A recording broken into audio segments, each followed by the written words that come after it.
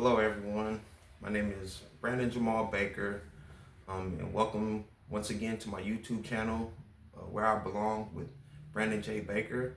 Where I Belong is also the name of my book that you can find available on Amazon. So today, I want to talk to you guys or share with you another story about what makes me different. Um, so, as most of you know, that I'm formerly incarcerated. I spent 25 years in prison. And along that journey, I've had so many mentors, both good and bad throughout, the process. Um, but I want to highlight a good friend of mine. His name is Curtis Daniels. So some of you are aware of Between the Lines and, the great work that they do. And they just highlight people that are in prison and, just show the humanity of people who are incarcerated.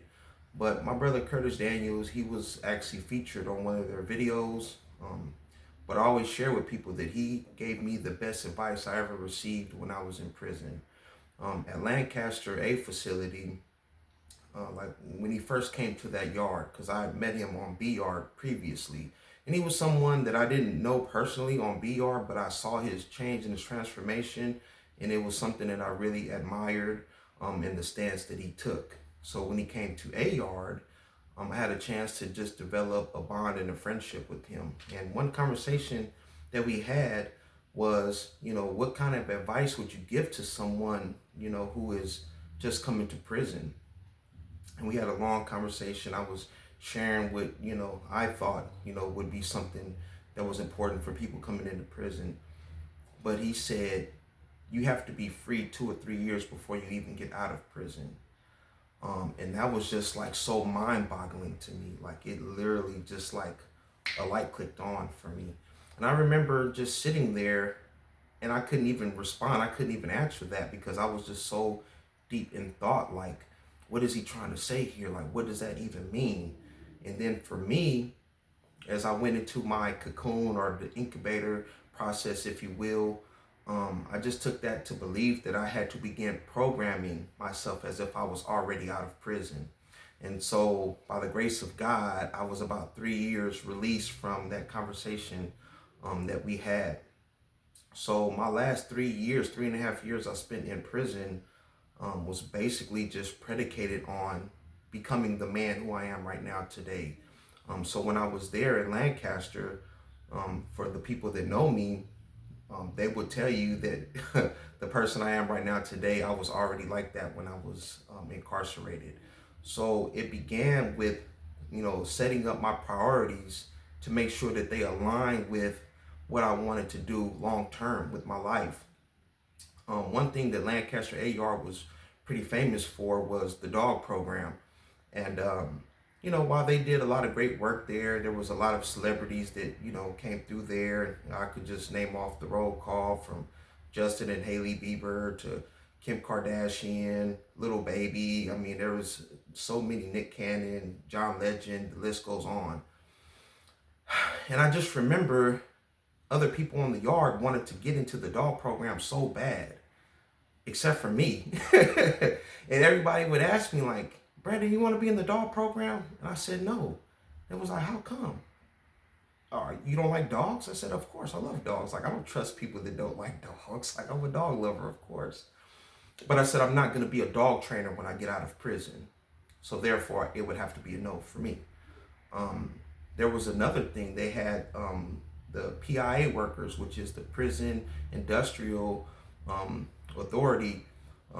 So where people can go in there and learn trades and stuff. One of them is HFM, which is Health Facility Maintenance, where the guys will go in there and clean up like the hospital settings. And, they would ask me, like even the supervisors would say, hey man, Mr. Baker, would you like to get a job in HFM? And I said, no. And they were like, why not? You can make $1 an hour, you can get a trade. And I said, because I'm not going to be a janitor when I get out of prison. I said, everything that I do right now in prison is going to transition to when I get out of prison. And that's exactly what happened. So my first priority in there was ministry. I was always involved in chapel services.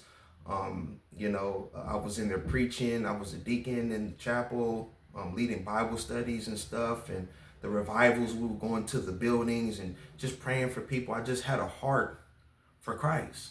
And so that was like my main priority, and just, the camaraderie within the body there. But also just having love for people just in general. Not even people that were just Christians like me, but just everybody. So that was my first priority. My second priority was my education. So everybody knew me like from there. Like I got my AA in sociology through Coastline College, which is correspondence. And then I have my AA in communications through Antelope Valley College, which was in person. So, and that was something that was very important to me. My third priority was like self-help groups. Not just for me receiving the information that could, help me become the best version of myself, if I did the work, which I actually did, but more importantly, it helped me build a community, because the people that I was surrounded by in there were a bunch of like-minded individuals who wanted something better for themselves. And I participated in completed over 70 self-help groups, both in person and correspondence. I've also facilitated approximately 18 different groups. So that was another priority of mine. And then finally, it was just about, being of service. Oh, and also another big thing was my circle, the people that I interacted with. Because after spending 20 plus years of my incarceration on a level 4 a maximum security prison, it was a lot of racial segregation, racial tensions, and also a lot of negative connotations of people of other races, which was basically ignorance, like willfully ignorance. So I had an opportunity there at Lancaster. There was no politics. So every chance that I had to where, I could walk to chow with someone like Travis Hoffmeister, or I can facilitate a group with Kay Touch, or, I can be in education and just have a conversation with someone like Edwin Cruz. And that became my circle. And without telling you, I just showed you that my circle consisted of white people, Asian people, to be more specific, Cambodian. Shout out the brother. It was Cambodian New Year. And Hispanic, right? So that was just to show you that, like, that prepared me for society right now.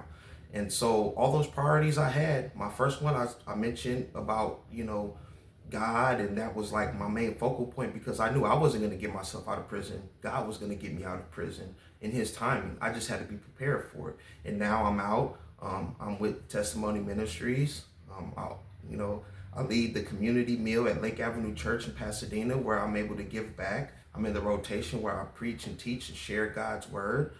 My second priority, as I mentioned, was education. I'm set to graduate from Cal State Los Angeles with my bachelor's degree this fall. And I'm going to pursue my education all the way up to the doctorate degree and eventually become a professor myself. I said my third priority was like those self-help groups. Well, since I've been home, I've been employed literally since January 8th, 2025. I got out November 12th, 2024. So within 2 months of my release, I was hired from Compassion Prison Project as a facilitation trainer. Currently, I work with Pathway to Progress. I'm a Pathway to Kinship, Pathway to Kinship, and I go back in and I facilitate the Critical Insight course that I completed when I was incarcerated.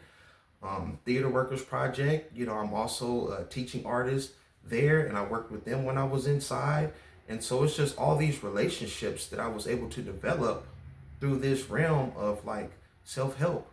It's powerful. And all those friends that I mentioned before, Travis Hoffmeister, Kay Touch, and Edwin Cruz, guess what? They're all free right now.